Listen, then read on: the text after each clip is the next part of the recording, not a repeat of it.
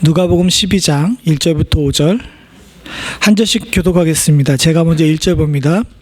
그동안에 물이 수많이 모여 서로 밟힐 만큼 되었더니 예수께서 먼저 제자들에게 말씀하여 이르시되 바리새인들의 누룩 곧 외식을 주의하라.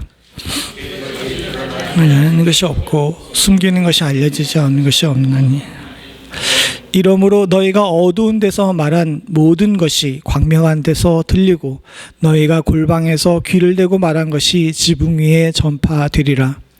내가 내 친구 너희에게 말하노니 몸을 죽이고 그 후에 능히 더 못하는 자들을 두려워하지 말라. 함께 읽겠습니다. 마땅히 두려워할 자를 내가 너희에게 보내리니 곧 죽인 후에 또한 지옥에 던지는 권세 있는 그를 두려워하라. 내가 참으로 너희에게 이르노니 그를 두려워하라. 아멘. 제가 처음으로 세상이 변한다라는 것을 느꼈던 때가 언제냐 하게 되면 제 기억에 초등학교 1학년인가 2학년인가 정확하진 않은데 그때였어요. 그때가 무슨 일이 일어났냐면 박정희 대통령이 서거했던 때입니다. 그때 막 제가 서울 살았는데 좀 분위기가 그 어린 나이에도 확 공기가 바뀌는 느낌이 들더라고요. 그러고 나서 생각을 쭉 해보니까 제가 10대, 20대, 30대, 40대, 50대 때 각 세대마다 변화하는 일들이 여러 번 있었던 것을 보게 돼요. 20대 때는 10대 때는 그 박정희 대통령 서거, 20대 때는 소련이 무너지고 이제 냉전이 끝나고 또 IMF가 터졌죠. 30대 때는 모기지 대란이라는 게 일어나고 또 9/11 사태가 터지는 바람에 미국이 휘청하는 모습을 보게 됐습니다. 그리고 40대 때는 여러분들도 다 함께 겪었지만은 코로나라는 것을 겪으면서 세상이 확 변하는 걸 느끼고요. 또 저보다 나이가 많으신 분들은 저보다 더 먼저 이런 여러 가지 일들을 겪었겠죠. 뭐 석유 파동이나 또는 중동 전쟁이나 뭐 이런 것들로 인해 가지고 세상이 변하는 것들을 여러분 느끼셨을 겁니다. 그때마다 참 많은 사람들이 나와가지고 세상이 변하는 것에 대해서 두려움을 전파하는 것 같아요. 제가 왜 이 말씀을 드리게 되냐 하게 되면 눈에 갇혀 있다 보니까 제가 책을 좀 읽긴 읽었는데 이상하게 요즘에 책보다 손이 더 많이 가는 게 있습니다. 책은 내가 읽어야 되지만 얘는 이제 가만히 눈을 감고 있어도 들려주기 때문에 여러 가지 뉴스나 이런 시사나 다큐멘터리 같은 것들을 듣는데 쭉 듣다 보니까 어느 순간 한 이틀 3일 듣다 보니까 전체적으로 내용이 하나로 가는 것 같아요. 이제 너희들 큰일 났어. 앞으로 큰일일 거야 라는 이 얘기가 자꾸 들리는 것 같아요. 그럴 수밖에 없는 게 여러분들도 다 아시지만은 미국의 2억 명 정도가 이번 추위로 인해 가지고 집에 갇혀 있었죠. 사실은 멤피스는 굉장히 이제 운이 좋았습니다. 밑에 미시시피 같은 경우는 얼음비가 내려가지고 뭐 전기가 나가서 난리가 났었고요. 내시빌 같은 경우는 엊그젠가까지 뭐 전기가 나가가지고 거기도 굉장히 큰 일이었는데 딱 눈이 많이 내리는 이 지점과 얼음비가 내리는 이 딱 사이에 끼어가지고 멤피스만 싹 비껴갔어요. 그러는 바람에 우리는 좀 덜하지만 우리 들에도 이 모양인데 전체적으로 보게 되면 미국 전체가 굉장히 어려웠습니다. 근데 이런 와중에 다 아시는 것처럼 미네아폴리스의 사태도 터졌고요.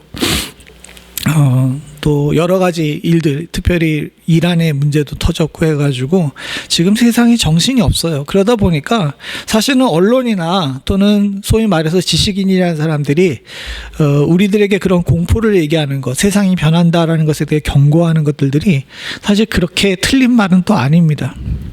한국도 마찬가지죠. 얼마 전에 미국에 있었던 아주 큰 가전 전시회에서 우리 한국 기업이 로봇을 이렇게 발표했는데 이 로봇이 너무 일을 잘하게 생긴 거야. 그리고 나서 다 아시는 것처럼 2, 3년 뒤에 그 로봇이 한국에 있는 그 자동차 공장에 투입이 된다 그러니까 벌써부터 한국에 있는 자동차 노조들은 그 로봇 우리 농장에 못 들어온다고 지금 데모하고 난리가 났고요. 거기에 대해 대통령이 시대의 변화에 순응하라고 이야기해가지고 지금 한국도 많이 시끄럽습니다. 어떻게 보게 되면 시대가 변하는 거예요. 과거의 노동이 지금의 노동 그리고 미래의 노동과 서로 다르게 되고요. 가치도 마찬가지이고 또 정치 제도도 마찬가지이고 힘의 논리도 마찬가지입니다. 이런 상황 속에서 사람들이 살다 보게 되면 굉장히 큰 두려움에 빠지게 되죠. 사실 현재는 굉장히 물질적으로 풍요합니다. 그리고 어떻게 보게 되면 우리는 다들 우리가 지금 살고 있는 게 어렵다고 이야기하지만 굉장히 잘 살고 있는 거예요. 과거를 생각해 보거나 지금 선교사님들이 이야기하고 있는 제3세계 상황을 보게 되게 되면 참 말로 다 할 수 없습니다. 사람들끼리만 부가 편중이 돼가지고 양극화 현상이 일어나는 것은 아니에요. 나라들도 마찬가지고 지역도 마찬가지입니다. 미국의 가장 가난한 사람이 저 아프리카의 가장 부자보다 더 잘 사는 수도 있어요. 그러다 보니까 세상이 뭐라고 정의할 수 없는 혼란 가운데 몹시도 어렵고 이런 상황 가운데 성도들이 이리저리 휘청거리는 때가 많이 있습니다. 특별히 한국 교회를 보게 되게 되면 지금 이 한국 교회가 어디로 가고 있는지에 대해서 목회자들 자신마저도 고민하고 걱정할 정도로 방향을 못 잡고 있는 것이 사실이에요. 그래서 이 문제가 우리만의 문제였냐는 거죠. 그게 아니라는 겁니다. 오늘 우리가 본문 누가복음 12장을 봤지만 12장 1절에 굉장히 의미심장한 이야기가 나와요. 12장 1절에 보게 되게 되면 그동안에 물이 수많이 모여 서로 밟힐 만큼 되었더니 예수가 먼저 제자들에게 말씀하여 이르되 바리새인들의 누룩 곧 외식을 주의하라 라고 이야기를 합니다. 사실 11장 이후로부터 계속 이어지는 말씀이 12장인데 전장에 보게 되게 되면 예수님께서 많은 이적들을 행하셨어요. 귀신들을 쫓고 또 병든 자들을 고치는 일들이 일어났습니다. 그러다 보니까 많은 사람들이 예수님께 구름같이 모이죠. 그러다 그 구름같이 모이는 숫자가 계속 누적됩니다. 누적되다 보니까 얼마만큼 모였냐? 여기 뭐라고 나와 있습니까? 수만 명이 모였다라고 이야기를 했습니다. 이 수만 명이라는 것이 그냥 우리가 감이 없어서 그런데 엄청난 숫자예요. 지금 시대에도 몇만이 모여가지고 이렇게 스포츠 경기할 때 보게 되게 되면 제가 상암 경기장을 축구 경기장을 가본 적이 있었는데 그때 보니까 그 상암이 한 4만 5천 정도 모일 거예요. 근데 4만 5천 명이 모였는데 정말 엄청나더라고요. 근데 예수님 시대는 지금부터 2000년 전입니다. 인구가 지금보다 훨씬 적었어요. 예수님 시대 때의 그 넓은 로마 제국, 지금의 지중해 전역에 있는 인구 토탈 해가지고 5천만에서 7천만 정도로 보는데 그런 시대에 예수님 하나 보겠다고 몇 명이 모였냐면 수만 명이 모였습니다. 사실 이렇게 예수님이 사람을 많이 모은 기록이 성경의 다른 부분에 거의 없어요. 지금 예수님께서는 정점에 올라와 계신 겁니다. 많은 사람들이 예수님께 집중하고 예수님을 쫓아가고 예수님께 뭔가 얻으려고 하죠. 그에게 뭔가 하나 얻어먹을까? 내 병든 몸이 고쳐질까? 내 지금 연약한 정신이 새롭게 될까? 하며 예수님께 수만 명들이 모여있는 상태입니다. 어떻게 보게 되면 인간적으로 볼 때 가장 성공한 상태이죠. 그런데 이런 상황 속에서 예수님께서는 12장 전체에서 전혀 이 인간적인 성공, 어떻게 보게 되면 많은 사람들이 모였으니까 예수님의 말씀의 핵심을 갖다가 널리 전파할 수 있는 아주 결정적인 기회인데 주님께서는 이 결정적인 기회에 전혀 엉뚱한 일을 하세요. 어떻게 하시냐 하게 되면 이 1장 후반부에 나온 것처럼 무리가 그렇게 수만 명이 모였는데 누구에게 말을 해요? 먼저 제자들에게 이야기를 합니다. 수만 명이 모였으면 저만 해도 그렇습니다. 여러분 수만 명이 모였으면 수만 명에게 얘기하고 싶다는 마음이 들 거 아니에요. 그런데 그 수만 명은 전혀 예수님의 안중에도 없어요. 12장 전체를 보게 되면 무리에게 얘기하신 부분이 있긴 있지만 대부분의 경우엔 누구와 얘기하셨냐 하게 되면 그 예수님 주변에는 누구에게? 제자들에게 얘기를 하셨습니다. 왜 그랬는지를 잘 생각해 봐야 돼요. 왜 그랬냐 하면 이 뒤에 나와 있지만 무리 수만 명이 모인 것도 중요하지만 지금 상태가 어떻습니까? 서로 어떨 만큼? 발필만큼이라고 나와요. 이거 잘 생각해 봐야 됩니다. 사람들이 많이 모이는 지하철을 타보신 경험 있으실 수 있는데 사람들이 많이 모인 지하철에 타게 되게 되면 지하철이나 버스를 타게 되면 서로 이렇게 움직이다 보면 뭘 밟아요? 발을 밟죠. 발을 밟습니다. 근데 그런 정도가 아니라는 거예요. 여기서 서로 발을 밟았다는 얘기가 아니라 서로 밟힐 만큼이라고 나오는데 이게 헬라어가 전혀 이게 다른 문제예요. 서로 밟힐 만큼이라는 것은 뭐냐면 너무 사람이 많아가지고 예전에 왜 한국의 이태원에서 사람 깔려 죽은 것처럼 있잖아요. 그런 상태를 이야기하는 겁니다. 이 상태는 대혼란의 상태였어요. 수만 명이 모였다 그래가지고 예수님께서 거기다 말씀을 전파하시는 상황이 아니라 사실은 그 뒤에 있는 서로 밟힐 만큼 많이 모여가지고 혼란 상태라는 거죠. 이 상황에서 제일 당황한 사람이 누구였을까? 사실은 예수님이 아니라 이 많이 모인 무리들을 통제하고 이들을 정리해야 될 제자들이 지금 패닉 상태에 빠져 있는 겁니다. 엄청나게 이 사람들은 혼란스러운 상황에 처해지게 된 거죠. 처음에 무리들이 모일 때는 제자들이 기뻐서 좋아했습니다. 그러나 시간이 지나가지고 서로 밟힐 만큼 많이 모여서 어디에서 압사 사건이 일어날지 모르는 상황이 됐었을 때 제자들은 예수님에게 집중할 수 있는 상황이 아니었어요. 이 사람들이 왕창 모여있는 이 상황 속에서 제자들은 지금 어찌할 바를 모르고 이걸 어떻게 통제해야 될까? 이 무리들에게 온통 집중해 있던 그런 상태죠. 그런데 무리들에게 시선이 가 있고 무리들에게 마음이 가 있는 이 제자들에게 예수님께서 제자들을 부릅니다. 내게 집중하라고 부르시고 아주 의미심장한 말씀을 하셨는데 3절을 보게 되게 되면 예수님께서 이렇게 얘기하시죠. 3절 같이 봅니다. 시작. 내가 내 친구 4절입니다. 내가 내 친구 너희에게 말하노니 몸을 죽이고 그 외에는 능히 더 못하는 자를 두려워하지 말라. 예수님께서 직접적으로 제자들에게 내 친구라고 부르신 유일한 본문이 여기입니다. 그냥 혼란에 빠져 있고 무리들에게 온통 집중하고 있는 제자들에게 야, 나 좀 봐, 내 말 들어라 라고 이야기하면서 제자들을 부르시는 게 아니에요. 성경의 다른 부분에 복음서에 보게 되면 제자들을 부르셨다라고 이야기를 하는데 여기는 어떻게 얘기하냐면 내가 내 친구 너희에게 말하노니 라고 얘기하면서 전혀 어조가 다른 겁니다. 이걸 어떻게 표현했냐면 쉬운 성경이라고 한국어를 이렇게 쉽게 풀어가지고 쓴 쉬운 성경에는 이렇게 써놨어요. 사랑하는 친구들, 내가 너희에게 진정으로 말한다. 아주 이 제자들을 향해 부르실 때 다른 어떤 곳과는 다르게 친밀하고 굉장히 가깝게 그리고 애정을 가지고 부르시는 겁니다. 사랑하는 친구들아, 내가 너희들에게 진정으로 말한다. 우리의 삶을 대입해보죠. 제가 아까 전에 말씀드린 것처럼 세상이 자꾸 변하고 혼란스럽습니다. 그래서 시대가 변해요. 가치도 변하고 앞으로 어떻게 살아야 될지 고민들이 다들 많은 시대 속에 살고 있습니다. 이럴 때 많은 사람들의 눈과 시야 그리고 생각은 어디에 집중해 있냐 하게 되면 많은 무리로 대체될 수 있는 세상에 이렇게 우리들의 관심이 다 가 있을 수밖에 없어요. 심지어 저만 해도 그렇죠. 목회자들도 마찬가지입니다. 변화하는 세상 속에 목회 환경이 어떻게 변할까에 대해서 관심이 많아서 세상, 즉 무리들에게 관심이 많습니다. 그러면 걱정해요. 저거 밟히면 어떻게 하나? 저 우르르 무너져가지고 다 죽으면 어떻게 하지? 내가 알고 있던 세상이 왕창 무너져버리면 나는 어떻게 하나? 이런 생각 속에 살고 있을 때가 많죠. 이럴 때 주님이 우리들에게 찾아오셔가지고 사랑하는 선영아, 내가 너에게 진정으로 말한다 라며 주신 말씀이 뭐냐? 몸을 죽이고 그 외에는 능히 더 못하는 자를 두려워 말라. 그리고 5절에 마땅히 두려워할 자를 내가 너에게 보리니 곧 죽인 후에 또한 지옥에 던져 넣을 권세 있는 그를 두려워하라. 내가 참으로 너희에게 이르노니 그를 두려워하라.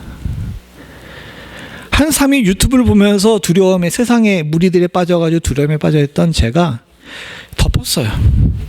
봐야 소용이 없겠다. 그리고 나서 유튜브 그 셀폰을 다른 걸로 사용했죠. 클래식 음악 탁 쳐가지고 하루 내내 음악 틀어놓고 잤어요. 하나님께 맡기고 잤어. 얼마나 마음이 편한지 모릅니다. 한 이틀 자고 나니까 허리가 아파서 더 못 자가지고 그다음부터 다시 일어서서 책 읽고 집안일하고 이랬는데, 사실 그때 느꼈던 감정을 여러분들과 나누고 싶었어요. 우리의 시야와 생각이 무리들에게 집중하게 되게 되면 저 밟히고 쓰러지고 깨지는 혼돈 가운데 나도 모르게 싹 빨려들게 됩니다. 이렇게 빨려들게 되게 되면 우리의 시야는 좁아지고 우리는 그 두려움에 휩싸여서 어떻게 할 바를 알지 모르게 돼요. 근데 주님께서는 우리를 그 상태 그대로 놔두시지 않아요. 사랑하는 내 친구야, 복음서 어디에도 없는 유일하게 나와 있는 이 친절한 물음으로 우리들에게 다가오셔서 너희들이 진정으로 두려워야 될 것은 지금 눈앞에 보이는 현상이 아니라 너에게 진정으로 생명을 주고 너를 심판하여서 천국과 지옥을 가르며 너에게 소명을 주셔서 이 땅을 살게 하신 바로 그를 두려워해야 된다. 하나님께 집중하라 라는 이야기예요. 그래서 그를 두려워하라를 2번 반복하죠. 지옥에 던져 넣을 권세 있는 그를 두려워하라. 내가 참으로 너희에게 이르노니 그를 두려워하라. 사랑하는 성도님들, 지금 혼란스러운 세상 맞습니다. 앞으로 혼란스러울 거 맞아요. 우리가 살고 있는 세상 속에 앞으로는 다 로봇들이 나와가지고 어떤 일들 할지 모릅니다. 진짜 옛날에 영화, 여러분들 만화 영화 생각날지 모르겠지만 아톰이라고 아세요?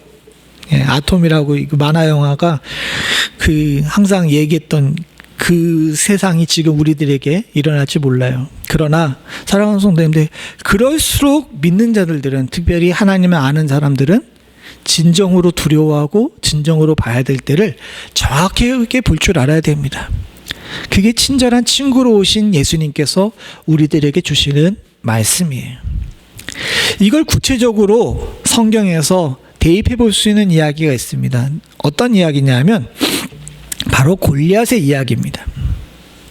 사무엘상 17장에 보게 되면 이스라엘과 블레셋이 전쟁을 하게 돼요. 골짜기를 하나에 두고서 이쪽 산에는 이스라엘, 이쪽 산에는 블레셋이 진을 치게 됩니다. 이런 상황 속에서 블레셋에서 한 장수가 나옵니다. 여러분들 다 잘 아시는 그 장수입니다. 누구냐 하면 골리앗이죠. 이 골리앗을 뭐라고 불러냐면 에시 하베나임이라고 그러는데 싸움을 도두는 자라고 성경에는 이렇게 되어 있습니다. 싸움을 도두는 자라고 나와 있는데 우리말로 번역을 하게 되면 왜 옛날에 삼국지 아시죠? 삼국지 같은 데 보게 되게 되면 이렇게 양 군대가 있으면은 장수들이 나와가지고 뭐해요? 처음에 둘이 붙기 전에 뭐 합니까? 소위 말해서 일기토라 그래가지고 장군 둘이 나와가지고 이제 싸우는 그거 하잖아요. 아주 다이나믹한 그런 장면들이 연출되는 그런 장면이 나옵니다. 그 일을 하는 사람이 이 싸움을 도두는 자예요. 그렇게 하기 위해서 이 골리앗이 나왔는데 이 골리앗이 충격적이었습니다. 성경에 골리앗을 기록한 것이 너무 자세하게 나와요. 죄송합니다. 사무엘상 17장 1절부터 11절에 보게 되게 되면 이 골리앗이 어떤 존재인지에 대해서 구구절절하게 나옵니다. 얼마나 자세하게 나오는지 몰라요. 성경에서 이렇게 신체 사이즈와 그 사람의 능력에 대해서 구구절절하게 이야기한 데는 여기밖에 없어. 어떻게 기록되어 있냐 하게 되면 블레셋의 진영에서 싸움을 도두는 자, 아까 전에 말한 하베나임이라는 사람이 나왔는데 이 사람의 이름이 골리앗이에요. 가드 사람이고 그 키가 6규빗 1뼘입니다.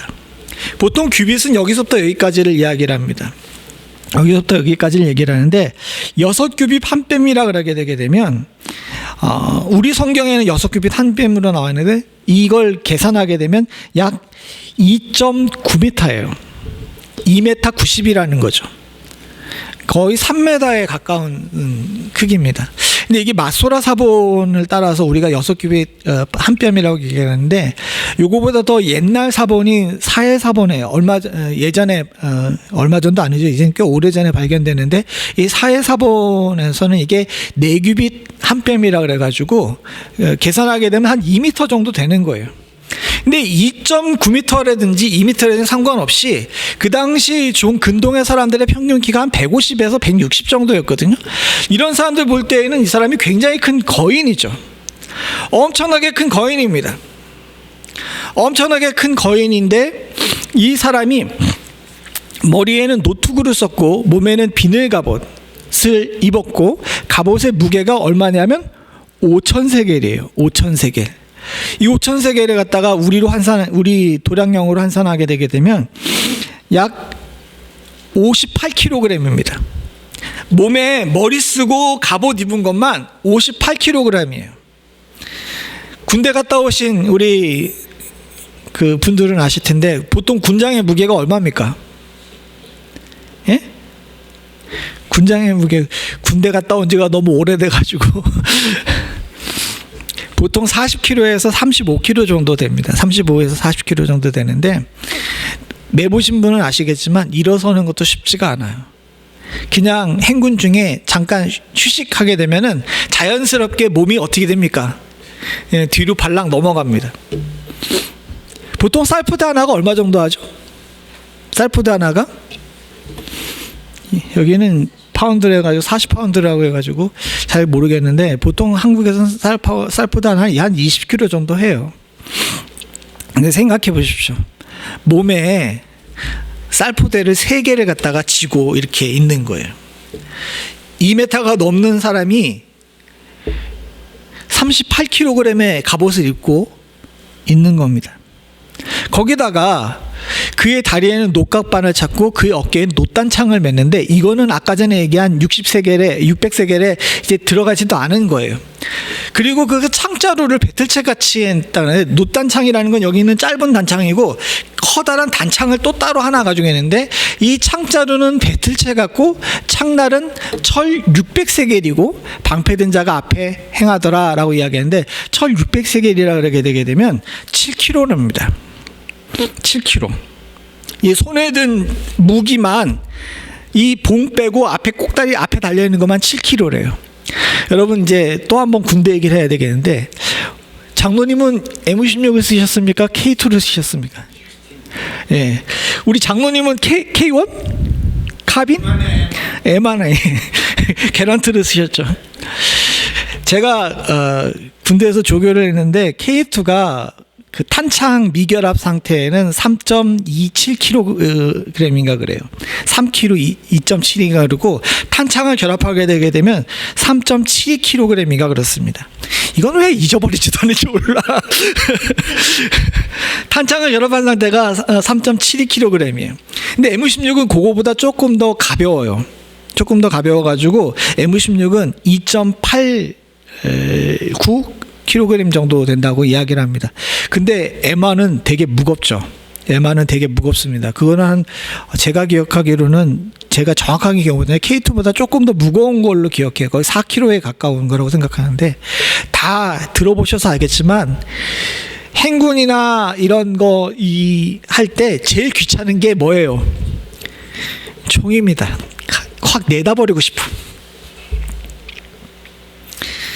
사격장에서 가장 큰 벌이 뭐냐 하게 되면 뭐 PRI 하는 것도 있지만은 이게 이제 총구 붙들고 이렇게 서 있는 게 가장 힘들어요. 뭐 남자가 돼가지고 4kg 정도 되는 거 그거 못 들고 있냐라고 이야기하실 수 있는데 여자분들 들어보세요. 정말 입에서 욕이 저절로 나옵니다. 근데 창 끝에 있는 창 모만 7kg 되는 아주 무거운 창이 달려 있는 겁니다. 제가 아까 전에 말씀드린 것처럼 성경에서 어떤 한 사람의 신체와 그 사람이 가지고 있는 무구에 대해서 자세하게 기록되어 있는 거의 유일한 부분이 여기라고 말씀을 드렸잖아요. 이 사람이 골리앗이라는 사람이 키가 2m에서 3m 정도 되는 아주 커다란 사람이 몸에 부착하고 있는 것만 거의 70kg 정도 되는 아주 중무장을 하고 거기에 섰습니다. 그리고 다 아시는 것처럼 그 자리에 서던 모든 이스라엘 사람이 이 골리앗에 얼어버렸어요. 저 거대한 거인이 완벽하게 무장을 하고 서 있는 모습을 볼 때 많은 사람들이 생각할 때 그냥 인간 요새가 서 있는 것과 마찬가지였습니다. 성경의 기록에 나와 있는데 다 공포에 떨었어요. 오죽하게 되면 다윗이 와가지고 개처럼 떤다라고 욕을 할 정도로 정말 왕을 비롯해 모든 사람들이 다 숨어가지고 쟤 어떻게 누가 안 해주나 하고서 공포에 떱니다. 마치 우리들이 지금 이 세상에 다가오는 여러 가지 일들을 보면서 어떻게 할지를 모르고 패닉에 빠져 있는 것과 마찬가지죠. 그런데 우리는 잘 생각해 봐야 됩니다. 이 세상에 주는 두려움은 굉장히 구체적이에요. 키가 얼마고 저가 무장을 뭘로 했고 얼마나 그 많은 무장을 했고 하면서 되게 구체적으로 얘기하면서 너 겁 안 먹어? 겁 안 먹어? 하면서 우리들에게 겁을 줘요. 그리고 우리는 구체적인 숫자에 잘 속아 넘어갑니다. 우와, 키가 거의 3m에 가깝대. 야, 제가 무장하고 있는 이 갑옷만 해도 60kg가 가깝대. 저 창 긴 거 봐. 끝에 달려있는 것만 해도 7kg가 넘어. 이러면 모든 사람들이 다 겁에 질리죠.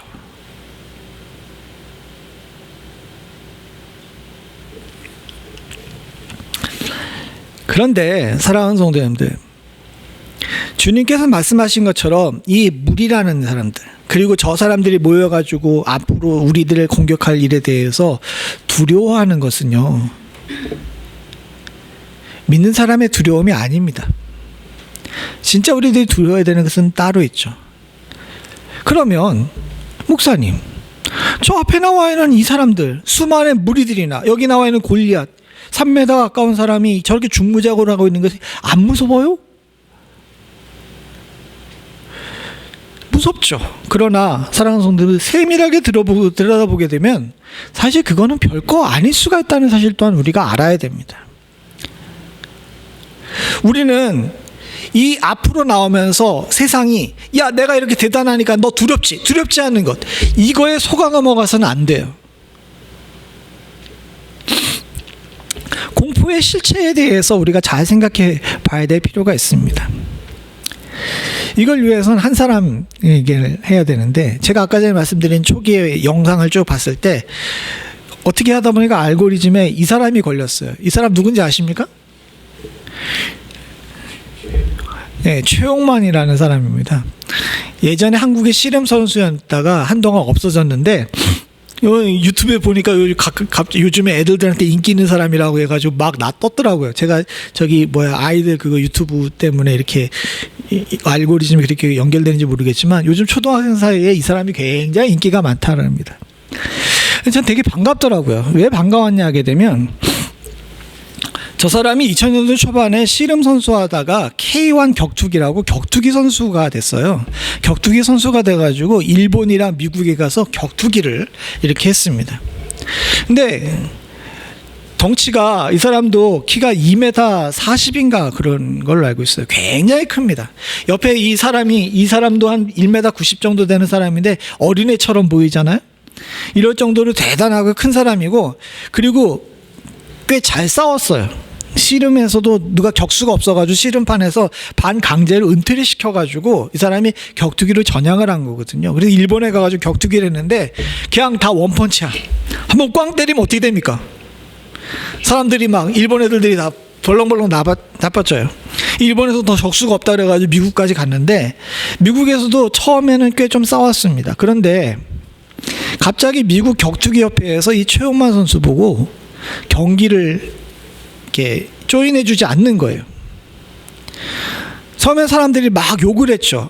텃세 부린다고, 한국 사람이 가가지고 쭉 이기니까 텃세 부린다라고 생각을 했는데 아니었어요. 미국 협회에서 이 최용만 선수에 대해서 의외로 저 격투기 선수들은 이렇게 신체 검사 같은 것들을 자주 하거든요. 신체 검사를 했는데 이 최용만 선수의 뇌에 뇌종양이 있었던 겁니다. 그래서 2008년에 이 사람이 뇌종양 수술을 하고 이 사람이 사라졌어요. 그래서 한동안 우리 기억 속에 없어졌는데 그 사람이 이번엔 알고리즘에 띄워가지고 굉장히 반가웠습니다. 제가 이 이야기를 왜 드리냐 하게 되면 저렇게 키가 큰 사람들이 우리들 볼 때는 참 되게 부럽잖아요. 2m 넘어가면 되게 크고 좋겠다라고 생각할지 모르지만 다 아시는 것처럼 이 거인증 걸리신 분들이 얼굴이 무너지고 이 뇌하수처 종양이 자주 생긴답니다. 이게 어떻게 보게 되면 이 키 큰 사람들의 이제 숙명과 같은 거예요. 그러다 보니까 이 뇌하수처 종양이라는 게 뭐냐 하게 되면 뇌 안에 이렇게 물혹 같은 것들이 차는 건데 이게 어디에 있느냐에 따라 가지고 사람이 굉장히 지능이 낮아지거나 시야가 흐려지거나 또 때로는 그 심근경색 같은 것들이 쉽게 일어날 수 있대요. 그래서 최용만 선수 같은 경우는 심근경색 위험이 있다 그래가지고 격투기를 안 시킨 거예요. 그래서 이제 뇌 수술을 하게 된 겁니다. 제가 이 사람에 대해서 구구절절히 이야기하는 것은 왜냐하면은 또 다른 사람을 여러분들에게 한번 소개시켜 드리려고 그래요. 말콤 글래드웰이라는 사람입니다. 티핑 포인트라고 혹시 아십니까? 2000년에 이 책이 나왔는데 굉장히 잘 유명해져 가지고 2021년에 또 한 번 이 책이 이 티핑 포인트 2가 나왔었어요. 내가 티핑 포인트라는 책은 안 읽어봤습니다. 그런데 옆에 있는 책은 읽어봤습니다. 옆에 있는 책은 딱 목사가 혹할 만한 타이틀이잖아요. 제목이 뭐냐 하게 되면 다윗과 골리앗이에요. 사실 이 말콤 글래드웰이라는 사람은 그냥 저널리스트입니다. 신학자가 아니에요. 저널리스트인데 이 사람이 사회적인 이런 조언 같은 것들을 많이 해줘요. 그래서 더 뉴요커라고 아주 유명한 잡지가 있는데 거기 에세이도 오래 썼고 아마존이나 이런 뉴욕타임즈의 그 베스트셀러에 한 5권, 6권 정도 되는 책이 올라갈 정도인데 가장 유명한 책이 이 티핑 포인트랑 그 블링크라는 책이었던 것 같아요. 근데 저는 이 다윗과 골리앗만을 봤습니다.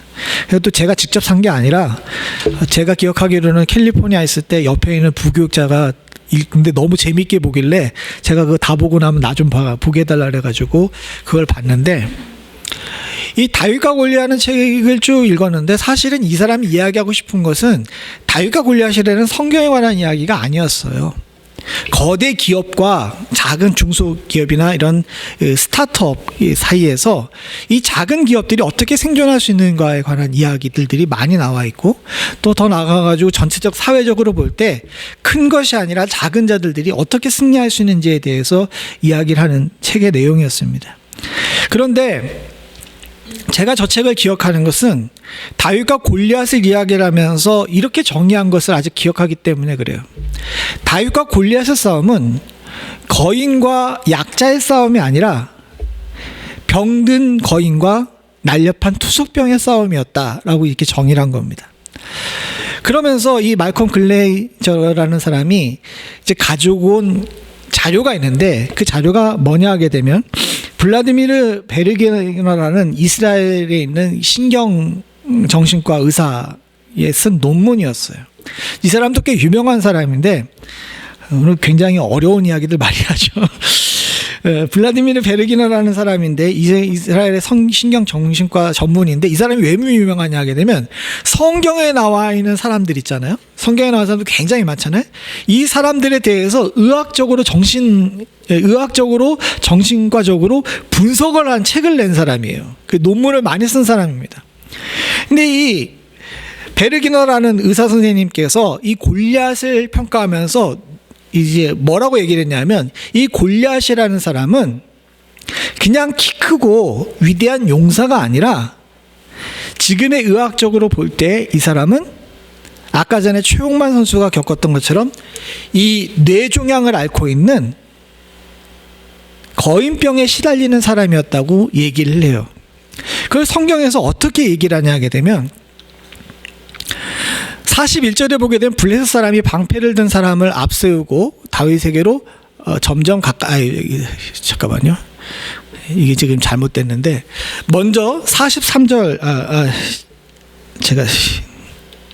제가 지금 외운 거랑 지금 달라가지고 그런데 이것부터 먼저 합시다. 41절에 보게 되면 블레셋 사람이 방패 든 사람을 앞세우고 다윗에게로 점점 가까이 나아가니라 라고 이야기를 합니다. 맞습니다. 예전에는요, 전쟁에 위대한 용사가 있으면 그 옆에 종자라는 사람들이 붙어가지고 이 주인이 위대한 용사의 무기를 들어줘요. 여기 이 블레셋 사람 골리앗에게는 방패된 사람이라고 나와 있는데, 다른 성경에 예를 들어가지고 사무엘상 14장에 보게 되면 요나단에게도 이런 사람이 붙어 있었습니다. 요나단이 자기 무기든 소년에게 라고 이야기를 하죠. 그러니까 저때 당시에 시체 높은 용사들 같은 경우는 자기가 무기를 다 안 들어요. 뭐 칼이나 방패가 있으면 그 중에 몇 개는 옆에 있는 종자가 대신 들어준 겁니다. 그런데 이 종자들이 이렇게 옆에서 이걸 도와주는 것은 당연한 일인데, 요나단과 골리앗이 결정적인 차이가 있습니다. 요나단이 이 무기든 사람에게 우리가 가서 싸우자라고 이야기를 했더니 뭐라 그러냐면, 무기든 사람이 7절에 보게 되면 무기된 자가 그에게 이르되 당신의 마음에 있는 대로 행하여 앞서가소서, 내가 당신과 마음이 같이 하여 따르리이다 라고 이야기를 합니다. 일반적으로 볼 때 용사가 돌격하게 되게 되면 옆에 있는 무기된 사람은 이 용사가 앞으로 가게 되면 뒤를 따르는 사람이에요.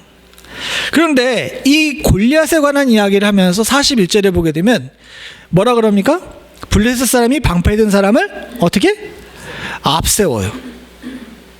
보통은 무기된 사람이 뒤에 따르는데 골리앗은 그게 반대죠. 왜 그러냐라고 했더니 베르기르라는 교수님, 의사 선생님이 뭐라고 했냐면, 이 뇌종양을 앓고 있는 거인병 걸린 사람들이 동일하게 겪고 있는 질병인데 뭐냐 하게 되면 시야가 흐리답니다. 그래서 가까이 있는 앞을 제대로 못 본대요. 그렇기 때문에 이 골리앗이 아마도 이 앞에 있는 방패된 사람이 이쪽입니다 하면 거기 뒤따라가는 존재였던 거야. 뭔 얘기인지 아시겠어요? 실제로 되게 위대하고 큰 용사처럼 보이는데 이 사람 장님이었던 거야. 반장님이었던 거죠. 이걸 한 군데 더 알 수 있는 것이 뭐냐 하게 되면 43절에 보게 되면 블레셋 사람이 다윗에게 이르되 내가 나를 개로 여기고 막대기를 가지고 내게 나왔느냐 하고 그의 신의 이름으로 다윗을 저주했다라고 이야기를 하죠. 우리는 성경에는 막대기라고 이제 번역이 되어 있습니다. 그리고 다른 성경들도 거의 공동 번역이나 표준세 번역이나 뭐 새 번역이나 이런 성경들이 거의 다 막대기라고 되어 있는데, 실제로 히브리어 원문에 보게 되면요, 마갈로트라 그래가지고 이 뒤에 트가 붙어 있으면 이제 복수거든요. 막대기들이 맞아요. 그러니까 내가 나를 개로 여기고 막대기들을 가지고 내게 나왔느냐가 정확하게 원문을 번역한 겁니다. 근데 생각해 보십시오. 다윗이 막대기를 1개 들고 갔을까요? 2개 들고 갔을까요? 이것도 대답을 못해? 막대기를 1개 들고 갔어? 2개 들고 갔을까요? 하나 가져갔겠죠. 분명히 다윗은 막대기를 하나 가지고 나왔을 텐데 골리앗의 눈에는 몇 개로 보이는 거야? 2개로 보이는 거죠. 2개 이상으로 보이는 겁니다. 왜? 아까 전에 얘기했던 그 뇌종양 겪고 있는 사람들이 특징이 뭐냐 하게 되면, 아까 전에 시야가 흐려진다 그랬잖아요. 시야가 흐려지고 피사체가 2개로 보인답니다. 그래서 복시 현상이 일어난대요. 최용만이 그 한창 이렇게 격투기 하는 걸 격투기를 제가 좋아했거든요. 격투기 하는 것을 보게 되면 가끔 헛손질을 하는 때가 있는데 그때부터 이 증상이 나타났던 거예요. 이 사람한테 이 시야가 2개로 보였던 겁니다. 골리앗에도 다윗이라는 사람이 둘로 보였던 거라는 겁니다. 이 베르기너 교수님에 따르게 되게 되면 이 사람이 히브리 사람이다 보니까, 이스라엘 사람이다 보니까 이 히브리어에도 익숙해가지고 이걸 찾아낸 거예요. 분명히 이 골리앗은 제대로 보지 못하는 사람이었다는 거죠. 더 큰 문제가 있는데 뭐냐?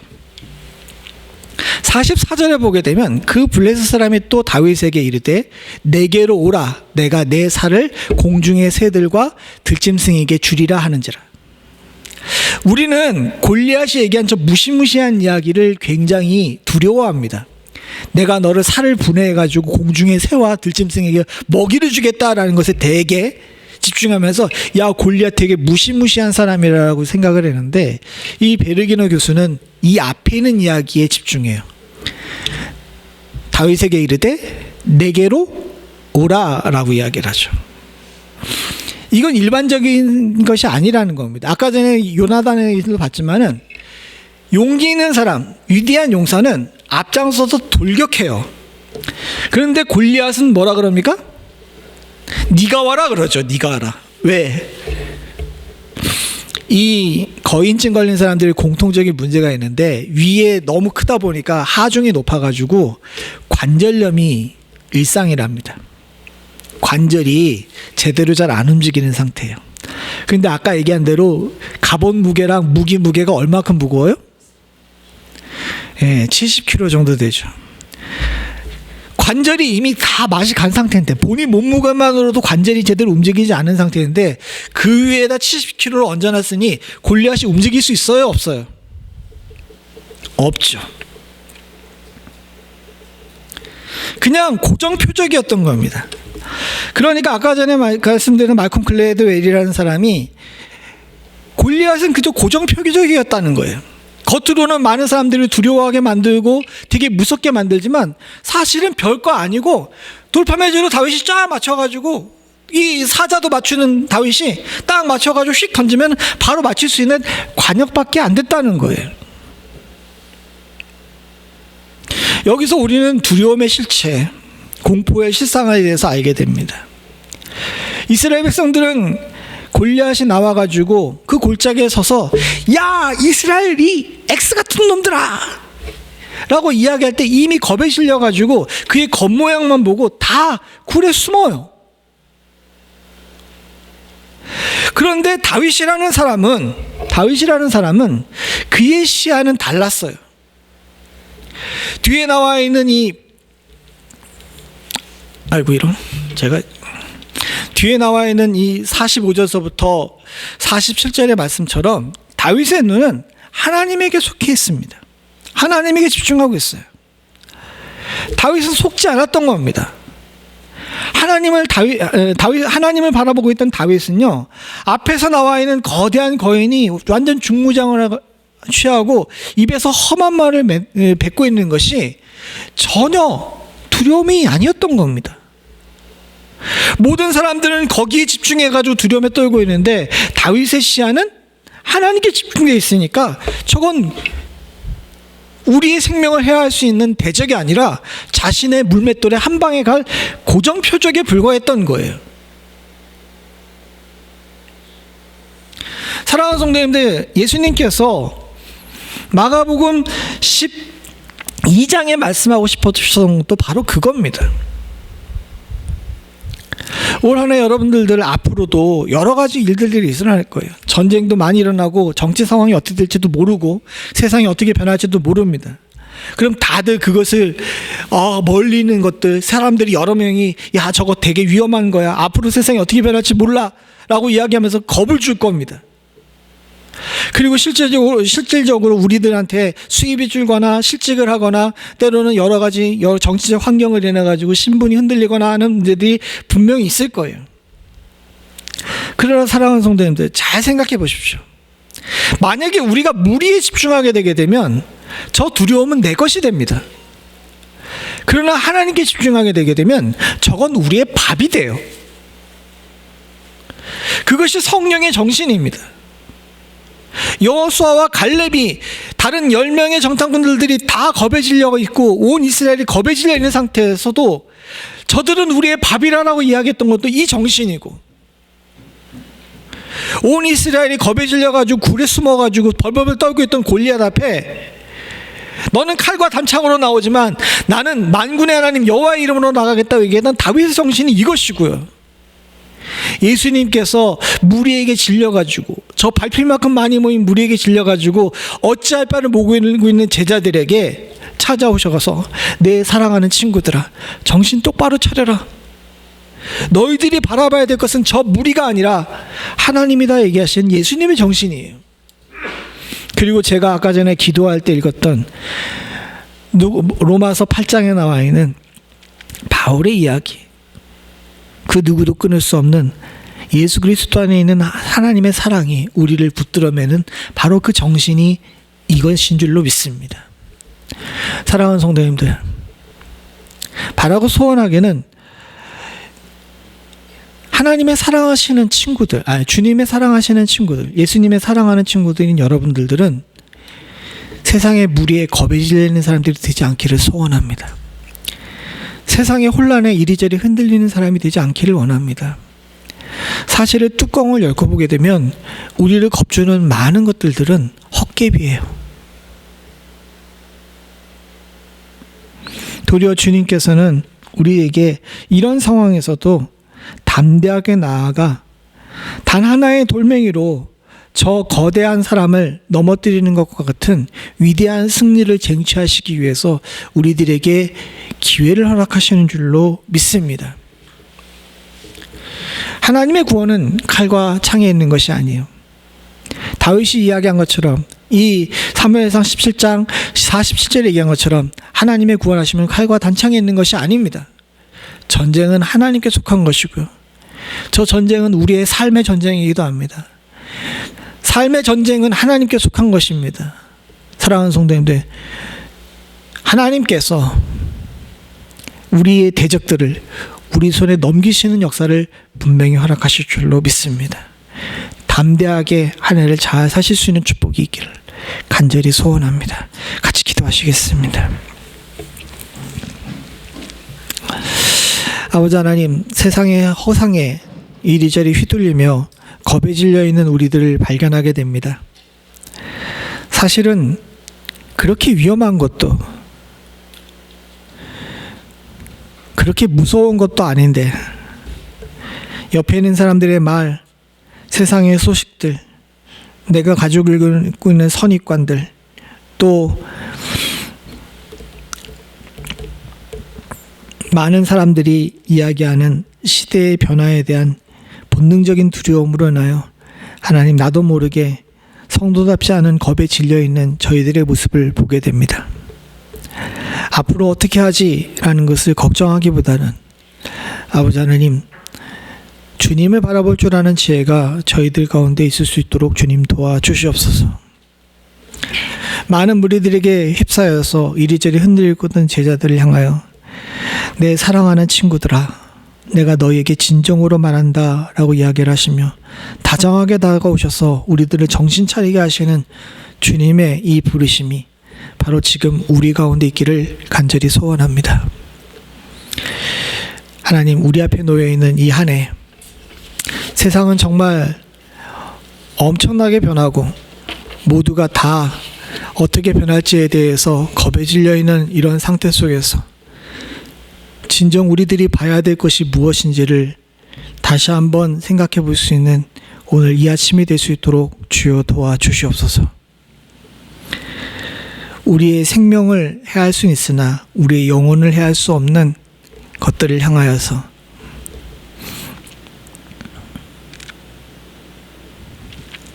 겁에 질려 주저앉고 공포에 떠는 것이 아니라 아버지 하나님, 우리들에게 영생을 허락하시는 주님을 바라보고 담대할 수 있는 축복이 있기를 간절히 소원하오니 아버지 하나님, 진정으로 두려워할 자를 두려워할 줄 아는 지혜롭고 복된 성도들이 바로 우리 될 수 있도록 주님 도와주시옵소서.